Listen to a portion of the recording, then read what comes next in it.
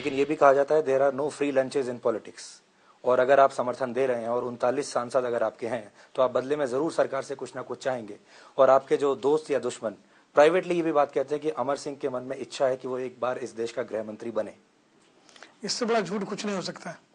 और मैं आपको बता दूं कि 24 सांसद लेकर के लालू जी के पास बहुत विभाग हैं और 4 साल से हैं, और लालू जी ने बिहार में कोई ज्यादा सीटें भी कांग्रेस को नहीं दी। हमारे मित्र वीर सांघवी ने एक लेख में हमारे लिए आज बड़े दुर्वचन लिखे हैं। मैं स्पष्ट कर दूं, न गवर्नर न स्पीकर, वीर सांघवी ऐसे तमाम हमारे साथी हैं। मैं उनके बारे में कोई निजी टिप्पणी न करते हुए इतना ही कहना चाहूंगा, मुझे इस बात की बड़ी खुशी है कि इनको, शोभा दे को, वीर सांघवी को और हमारे आउटलुक की अंग्रेजी पत्रिका को हमारा मतदाता नहीं पढ़ता। अगर हमारा मतदाता इनको पढ़ता या हमारे मतदाताओं के बीच में प्रासंगिक होते तो आज जिस स्थान पर मैं हूं उस स्थान पर वीर सांघवी होते, मैं नहीं होता। लेकिन आजकल आपको गुस्सा बहुत जल्दी आ जाता है, कोई किसी ने कुछ कठोर सवाल पूछ लिया तो आप प्रेस कॉन्फ्रेंस में से उस पत्रकार को जाने के लिए कह देते हैं। कोई पत्रकार मुझे गाली देता है और सार्वजनिक रूप से देता है तो मुझे कष्ट होता है। मैं नाराज नहीं हूं, मैंने हाथ जोड़ करके अपने घर पर कम से कम इतनी स्वतंत्रता मुझे है कि जिस चैनल ने मुझे खुलेआम गाली दी हो और कहा बस अमर सिंह बस, जबान संभालो, आप हमारी आलोचना खूब करिए, आप हमारा विरोध खूब करिए, लेकिन बराए करम शालीनता के साथ। लेकिन जब लोग आपसे पूछते हैं, और जाहिर है कि देश भी आपसे पूछेगा कि 4 साल बाद आपने यू टर्न क्यों ले लिया, क्योंकि मुद्दा वही है कि 4 साल से या इतने साल से जब आप कांग्रेस के बारे में, मनमोहन सिंह के बारे में, सोनिया गांधी के बारे में उनकी इतनी आलोचना कर रहे थे और उनका कोई तर्क आपको पसंद नहीं आ रहा था, तो अभी अचानक ऐसा क्या हुआ कि आपका हृदय परिवर्तन हो गया? 4 साल पहले सारे विरोध के बावजूद हमने सरकार के समर्थन में पत्र दिया, वो पत्र अभी तक यथावत है। कौन सा टर्न किया है? वो पत्र जो हमने समर्थन में दिया था यथावत है। और जहां सवाल आलोचना का है तो कांग्रेस ने भी हमें समर्थन दिया था कांग्रेस में, इसके बावजूद हमें हमारे ऊपर प्रहार और आलोचना हो रही थी। धर्मनिरपेक्षता के बाद कांग्रेस ने समर्थन देकर हमारे ऊपर हमला किया, और धर्मनिरपेक्षता के सवाल पर हमने भी उन्हें समर्थन देकर उनके हमले के जवाब में हमला किया। हमने समर्थन किया था, समर्पण नहीं। तो इसलिए यह कहना कि हम बदल गए हैं यह बिल्कुल गलत है। और मनमोहन सिंह जी ने तो कभी कुछ कहा ही नहीं और हमने उनको भी कुछ नहीं कहा। और मैंने पहले भी कहा है कि अतीत में अगर कोई वाद विवाद हुआ, गलतियां हुई, तो उसको दोहराते रहें, उसकी स्मृतियों में हम जीवित रहें या आगे बढ़ें। तो इसलिए मैं स्पष्ट रूप से कहना चाहता हूं कि हमने कोई यू टर्न नहीं किया। हाँ, यू टर्न आप कह सकते हैं न्यूक्लियर डील के बारे में। न्यूक्लियर डील के बारे में हमारी संसद के अंदर और संसद के बाहर वामपंथी साथियों के साथ एक राय बनी थी, लेकिन उसमें भी हमने यू टर्न नहीं किया।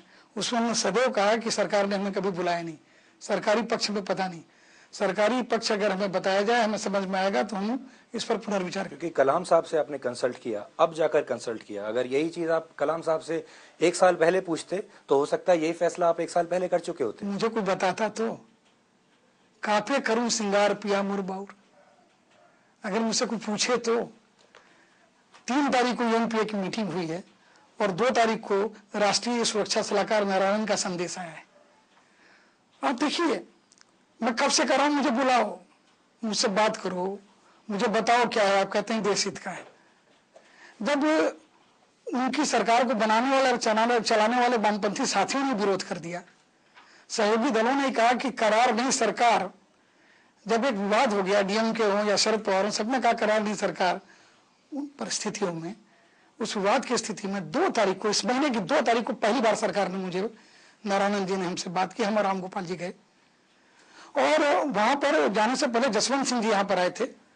पहले भी उन्होंने इस सरकार को गिराने का प्रस्ताव दिया। उस दिन भी उन्होंने कहा कि इस इटली की सरकार को हटाओ। और भारतीय जनता पार्टी, सीपीआईएम और सीपीआई और बीएसपी सब इस इटली की सरकार के खिलाफ है। हमने कहा मुझे क्षमा करें, लेकिन आप विदेश मंत्री रहे हैं, अमेरिका के टालबोट के साथी रहे हैं, आपको अमेरिका ज्यादा मालूम है, डील ज्यादा मालूम है, डील के बारे में बताएं। सोनिया जी के खासम खास नटवर सिंह ने भी इस डील के विरोध में बोला। तो सबकी आपत्तियों का ब्यौरा लेकर के मैं नारायण साहब से मिला, राष्ट्रीय नेशनल सिक्योरिटी एडवाइजर से, और उनको कहा ये नटवर सिंह जी ने बताया, कारत जी ने बताया, ये आज जसवंत सिंह जी ने बताया, ये यूएनपीए की बात है, नायडू जी की बात है, बताइए। उनकी बातों से मुझे लगा कि सरकार सही है, लेकिन हमने कहा नारायण साहब आप बड़े अधिकारी हैं लेकिन आपका पब्लिक फेस नहीं है। इन सारे सवालों को मैं पत्रकारों के माध्यम से, आपकी बिरादरी के माध्यम से देश की जनता के सामने रखूंगा और प्रधानमंत्री इसका सार्वजनिक उत्तर दें। मुझे, मेरी आशा के विपरीत मेरे ऐसे छोटे व्यक्ति के लिए प्रधानमंत्री डॉक्टर मनमोहन सिंह जी ने सिर्फ 1.5 घंटे के अंदर अपने नेट पर भी एक एक सवाल का उत्तर दे दिया। उसके बाद मुझे लगा कि अब मान लेना चाहिए क्योंकि प्रधानमंत्री किसी दल का नहीं देश का होता है। लेकिन हमारे साथी नायडू जी ने, चौटाला जी ने कहा कि ये कांग्रेसी व्यक्ति नेता है। चौटाला जी की बात मैं आपको कोट कर दूं, पहले मैं खत्म कर दूं, ये कांग्रेसी नेता है। तो यह हुआ कि सारे लोग बोले किसी विशेषज्ञ से राय लेनी चाहिए जो कि परमाणु विशेषज्ञ हो, एक्सपर्ट हो। तो चौटाला जी ने पत्रकार वार्ता में खुलेआम, ये रिकॉर्ड में भी होगा कैमरा में, कि अब्दुल कलाम जी से बात करेंगे, उनके मुंह से निकला। और अब्दुल कलाम जी से बड़ा इस मामले में कोई जानकार व्यक्ति नहीं है। और यह आरोप भी नहीं लगेगा कि मनमोहन सिंह जी और सोनिया जी के कृपा पात्र हैं, क्योंकि अब्दुल कलाम जी को दोबारा राष्ट्रपति पद उन्होंने नहीं दिया और उनके मुकाबले प्रतिभा पाटिल जी का चयन किया। तो अब्दुल कलाम जी तो प्रसन्न नहीं होना चाहिए स्वाभाविक वृत्ति से इस सरकार के आचरण से। तो वो एक न्यूट्रल व्यक्ति माने जाएंगे, सरकारी राय देने वाले नहीं माने जाएंगे। और इस क्षेत्र के सबसे बड़े वैज्ञानिक हैं, सारा विस्फोट उन्होंने किया, उनकी देखरेख में हुआ, मिसाइल के फादर हैं। ये करार जी, रवानी जी कहते हैं कि वो राष्ट्रप्रेमी नहीं है कलाम, वो कहते हैं कि कलाम गलत है, तो मैं मान लूंगा बात। तो उस सारे जो प्रधानमंत्री कार्यालय के लेखा जोखा और ब्यूरो को लेकर मैं कलाम साहब के पास गया, उनको सलाम किया हमने और मुलायम सिंह जी ने। और कलाम साहब ने इसके समर्थन में कलमा पढ़ दिया और कहा कि बिल्कुल सही है, राष्ट्रहित में राजनीति आप जाने।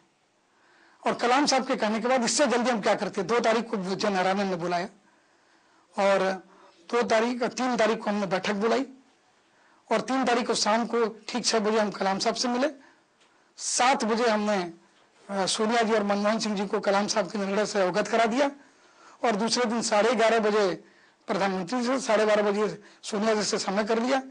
और यह जानकारी मैंने अपने साथी चंद्रबाबू नायडू जी को भी दे दी। और मैंने कहा मैं इसलिए बता रहा हूं कि आप हमारे कन्वीनर थे, आप लोग हम साथी थे और हमारे साथ आप सभा कर रहे थे और शाम को अखबार से पता चला आप एनडीए में चले गए और बाल योगी जी स्पीकर हो गए।